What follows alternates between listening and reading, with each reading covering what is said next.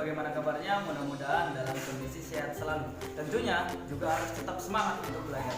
Baik, pada video pembelajaran sebelumnya kalian sudah mempelajari tentang perkembangbiakan tumbuhan secara vegetatif buatan, yaitu mencangkok. Dan pada video kali ini kita akan membuat suatu tutorial bagaimana caranya mencangkok. Oke, tapi sebelum kita mulai tutorial bagaimana caranya mencangkok, kita harus terlebih dahulu menyediakan alat dan bahannya.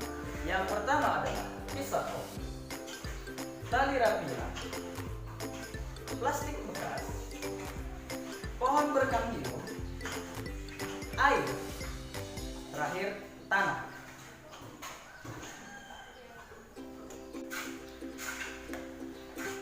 Kalau semuanya sudah disiapkan, sekarang kita akan melaksanakan bagaimana tutorial untuk mencangkok. Let's go, ikuti Ustaz ya.